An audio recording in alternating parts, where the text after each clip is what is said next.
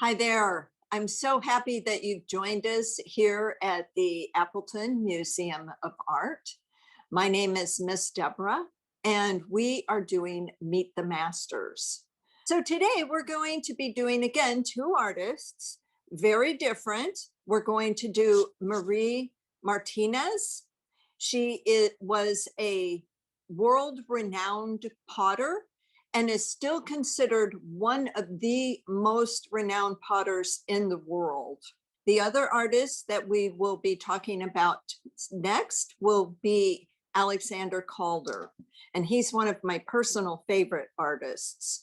So the first thing that we'll talk about is, as a potter, of course, Maria worked in three-dimensional images.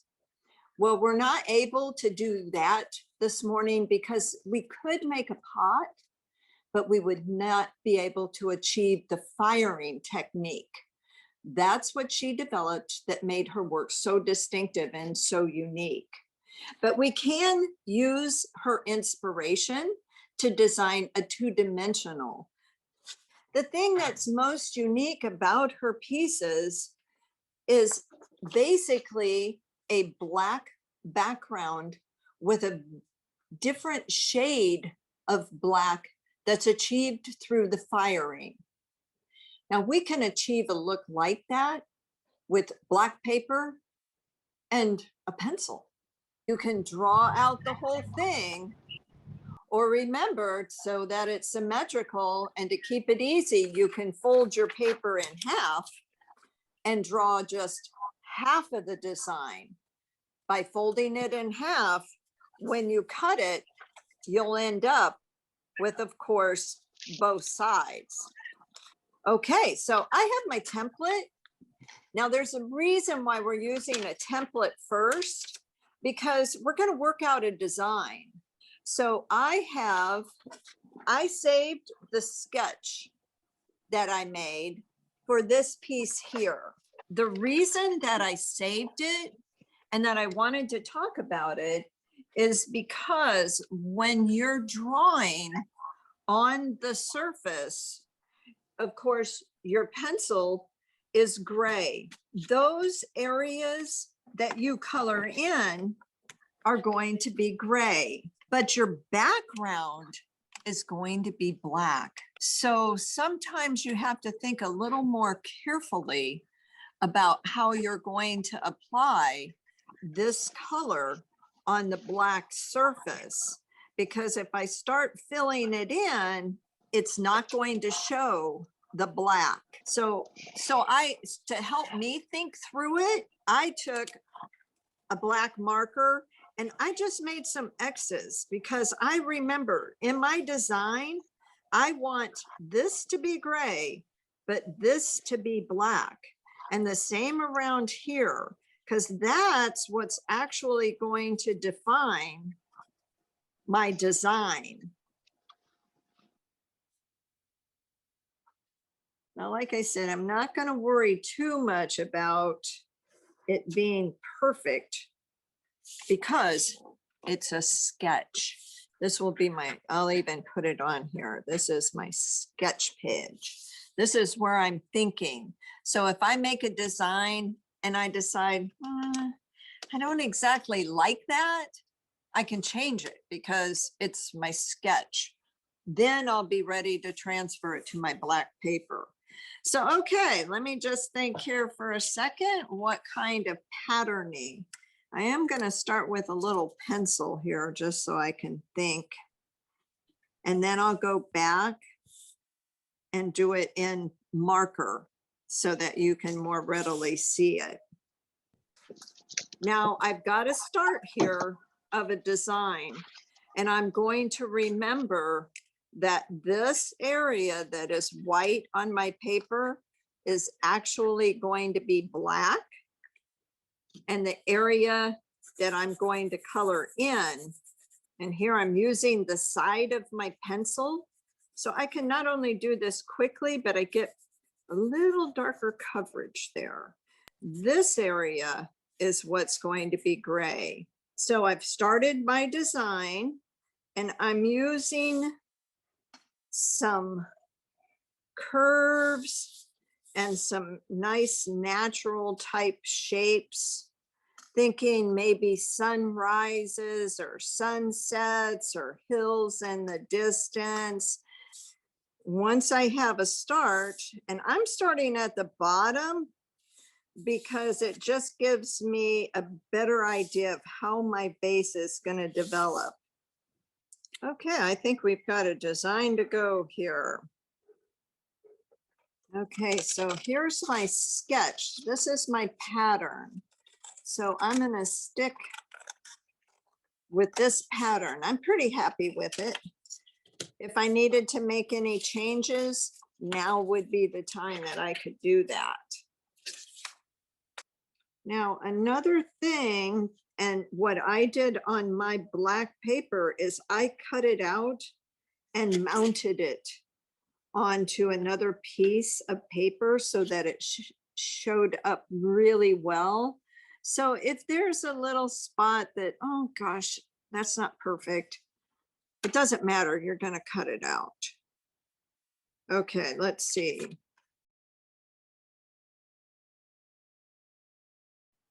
It may not be exactly the same, but it'll be close enough that I'll capture the design. So these are the areas that I'm going to come back and color in gray. So what I'm doing here is I'm just putting in some basic gray so that I remember these are the areas that are going to be colored in with my gray finish, very much like Martinez fired finish. This is the big dynamic swoop across the whole pot. Okay, so I have my sketch. This is what I worked from. This is where I'm going to develop my final project here. If I'm working straight up, it takes me a lot longer to fill that in. If I turn it on its side, it gives me a nice texture and I can fill in much more quickly. Now I'm still going to try to be very careful here because I've put this much time and effort into it. I want a nice finished product. Now you think of your pencil as being black, right? When I put it on the paper, but really it's gray. And that's why as I'm coloring in these areas, you can see distinctly between the black and the gray. And it has almost a shimmer to it on this black paper, which again is very much like our artist, Marie Martinez. It's very much like her finish, but brought multiple pencils. So by using this side, if I work this pencil down and I'm not getting as much, I'm not going to need to go sharpen it because I brought some. I think a crayon is a great option. If you have a gray crayon, try that and see how that looks, if that's showing up a little better for you. Okay, now we can see the design really coming together here. Okay, I think that gives us a general idea of what we have here. And I'm going to go ahead and cut mine out. I'm going to cut just inside of my white line because I really don't want that white line to show. Okay, there we go. So I have my base cut out.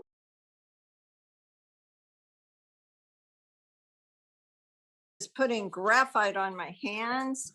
I'm going to turn it upside down and press it down. That way I don't smear my pencil, because pencil, you guys know that, can be messy. Okay, voila. last project was really just black and gray, right? There wasn't a lot of color to it. And certainly there was some nice lines and some design that we brought into it. But this next artist, Alexander Calder, he became very well known around Paris while he was studying there, to ride his bike around the city with a roll of wire and creating images of the people that he met. From that work, he developed a worldwide famous circus. So this is limited only by your imagination of what you would like under the Big Top Circus. Okay, let's get some of our pieces together. Okay, so the first thing that we're going to do is we're going to get the big top that is going to hang from the centerpiece of our hanger.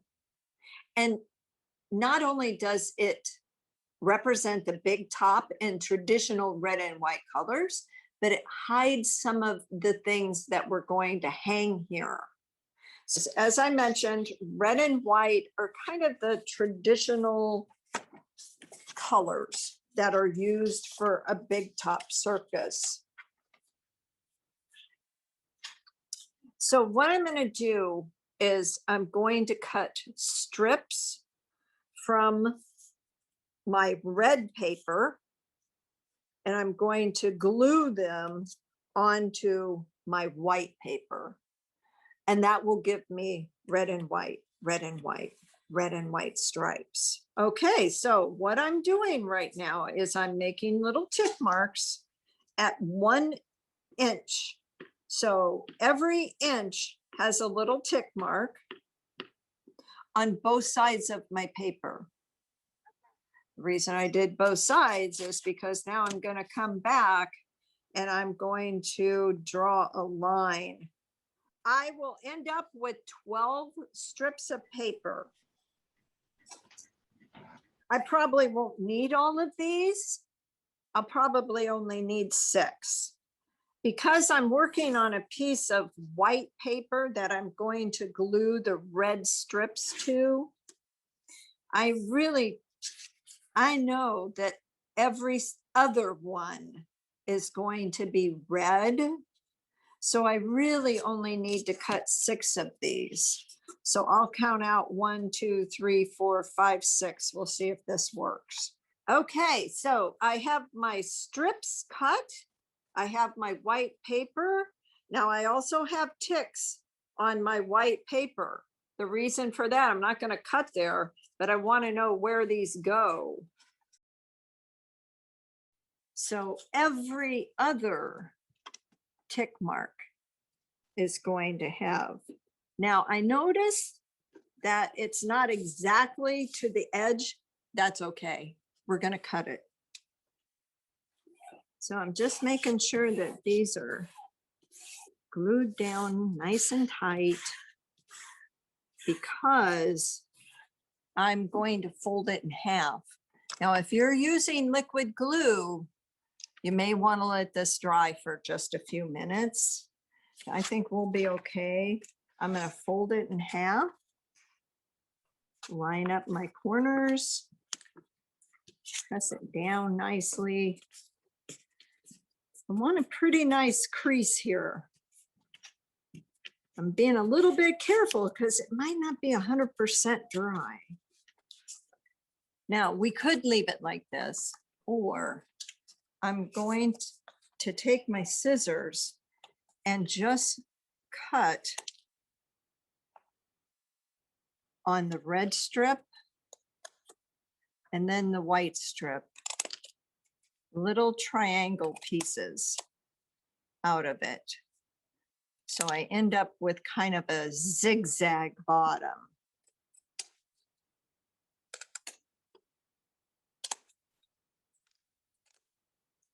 Okay, so each red and each white stripe has a little triangle cut out of it.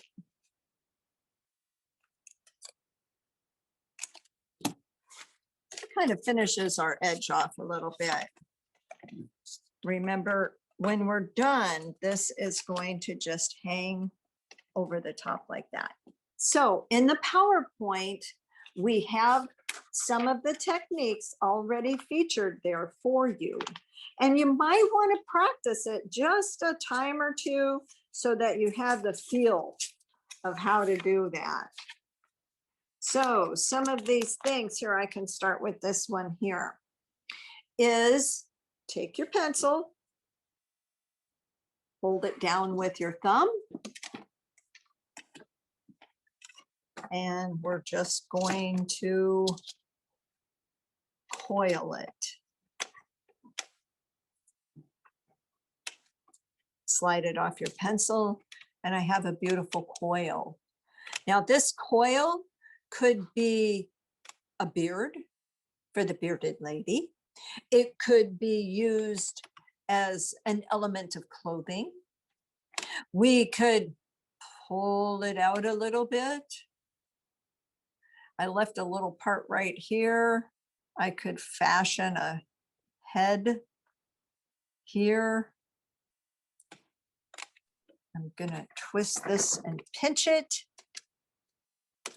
And it could be the snake for this lady that has pet snakes.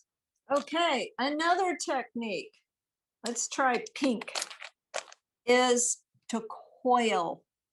So this, I think we'll call that a spiral. And this is coiling.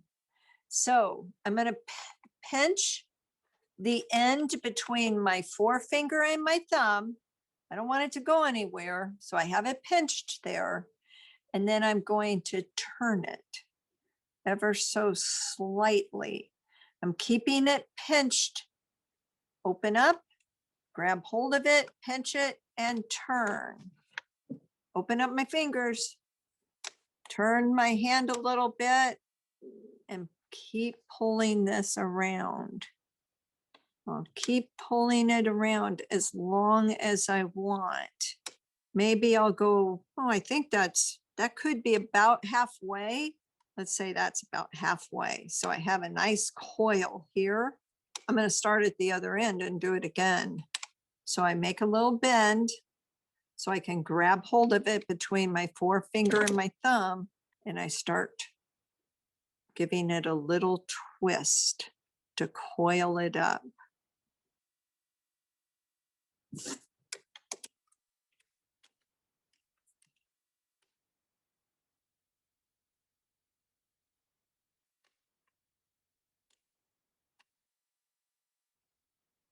Now I have two coils on either end. What could that be? It could be a mustache. Could be a pair of sunglasses. Okay, I think I'm going to leave it like this. These are going to be wheels. And I'm just going to make another one real quick here. That way I have a set of wheels. This time I'm folding it just gently so I know where the center is. And I'm going to, again, make a little bend, just a tiny one, so I have something to grab hold of. See how my wrist is turning it. I'm actually letting go of it and grabbing it again each time that I turn and rotate it. Okay, so I have another set of wheels here. Okay, so now when I made my candy, I used 2 pieces. I'm going to go ahead and twist a red and a pink together. And then I'm going to make a big coil so that I have a lollipop. Now, the first thing I'm going to do is take at the end and twist them together tight. Now they're going to stay together.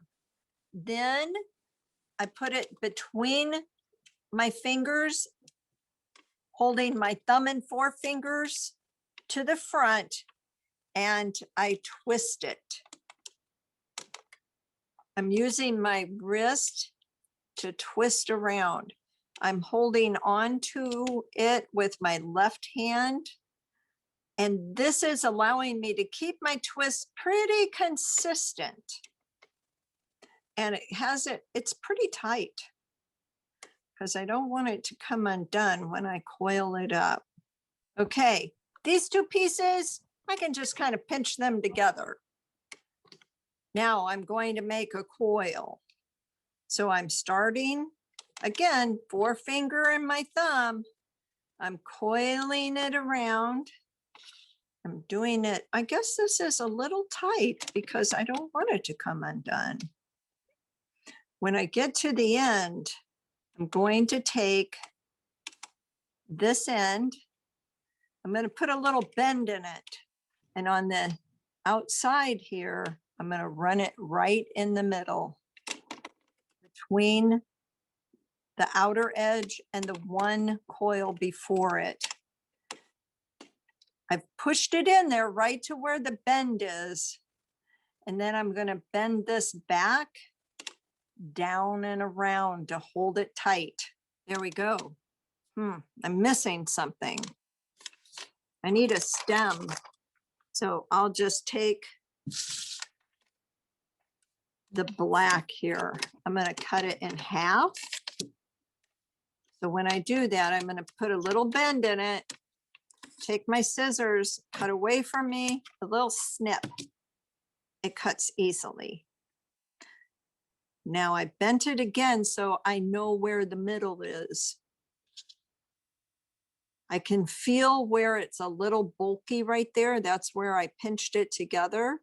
I'm going to put my stem inside there. And then I'm going to twist these together all the way down. That way it's strong enough to hold this gigantic. Now I'm just going to bend this up and pinch it so I don't have that raw edge at the bottom. One ginormous lollipop at the circus. I'm going to show you how to make a basic body, and then we'll do a basic dog. Okay, so the first thing that I'm going to do on my basic body is kind of gently find the center. I'm not going to fold it really hard because this is the top of their head. So I'm going to kind of find the center and start about round it out a little bit because that, like I said, that's going to be their head. And then I'm going to give it a twist. That's their neck. I twisted it like 2 times, so it's sure to stay. Then I'm going to come down about halfway. And I'm going to, both of them are in my hand, and I'm going to give it a little twist. So now we have arms. A cupcake liner is perfect to make a little skirt. Okay, so I'm going to move these out of the way so you can see. So this is what I have so far. Now, if he was really big, like maybe if he was on stilts, it might stay like that, but I'm not going to leave it like that. I'm going to bend this up. I'm going to twist it just a little bit. And pinch it around the neck because I don't want the arms to be so long. So these are going to be halfway. Twist it around a little bit and pinch it up around this neck. Okay, now I have my head and my arms. I'm going to take a second chenille stem. And I'm going to bend it gently in half, not real hard. Not real hard. There's the middle. I'm going to put that over the back of his neck. So you can see this is going to be his body. I'm going to give it a little twist.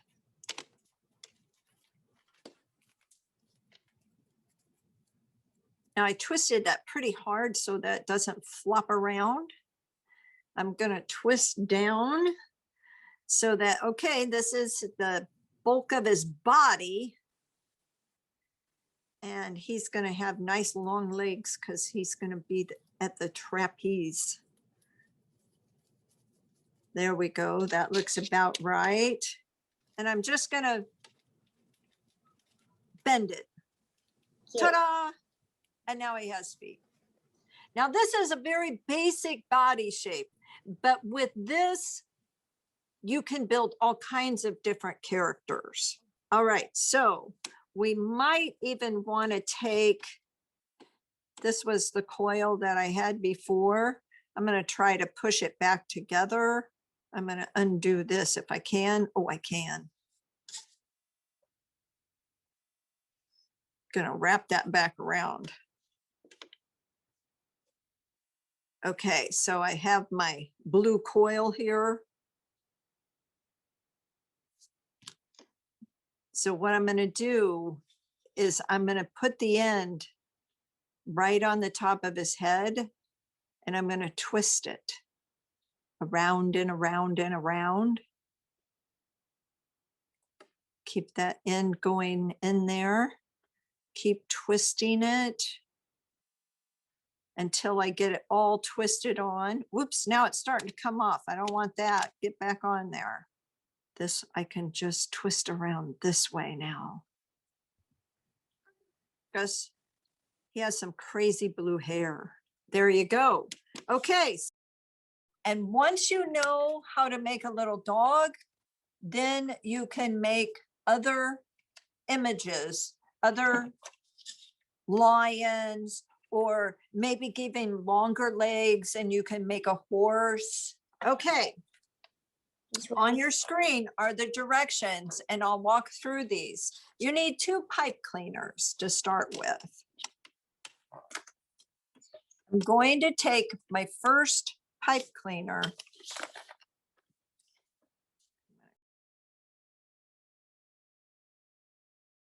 I'm going to bend it in half. Okay, so I bent it in half. I'm bending it in half, not pinching it real tight, just a little bit. I'm going to hold it in my fingers and give it a little twist. Now, what this is going to be, the very first thing is his nose. Then I'm going to make 2 ears. Well, I don't want them that long. Decide I want it about so long on each side. I'm going to bend it down and give it a twist around his snout. I'm going to bend it down and give it a twist around his snout. Put a little bend in each ear. So this is what I'm going to end up with at this point. I have my white doggy here. I'm going to twist his body. Remember, we worked on twisting them together earlier. I have my 2 sides here. I'm just going to let those be right now. Okay, so you can set that piece down, and you're going to pick up your second chenille stem. Now this one, you are going to cut it in half. So you can make a little pinch. You're going to cut it right in half. So I have 2 pieces. I'm going to take, now this is the very trickiest part. I'm going to take one of them. I'm going to bend it in half. And then I'm going to bend them in half again. I want to do it together at the same time so his legs are the same length. Then I'm going to just twist this together a little bit. Doesn't have to be super tight. Those are going to be his front legs. The back legs, there's only one thing that's a little bit different. You're going to fold it in half. And then at the fold, you're going to pinch a little bit and give a twist. I just took the piece, the second piece, and folded it in half, and then twisted it just a little bit because he needs a tail. This is his tail. Then I'm going to use my front legs. I want it to be about the same, right? And I only have this little bit. So I only need to bend a little tiny bit here for it to be the same. So those two pieces are about the same, except for this tail. Okay, ready? I'm gonna do this one fast. So I'm gonna twist this again. And I'm just going to twist my front legs onto the front. There we go. Then I'm going to take my back legs. This is where these extra pieces come in. I'm sliding this right on the top. I'm going to fold these over. And I'm going to add this length to his body to give his body just a little more oomph so he doesn't look so skinny. And it'll hold your back legs on. This one too bends around. And I'm wrapping it around his body.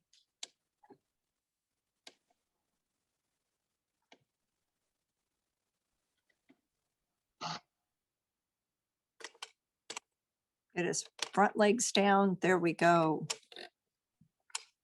So he has back legs, front legs. Here's his little nose and two ears. Something to mount him on there. Please keep working on your Alexander Calder mobiles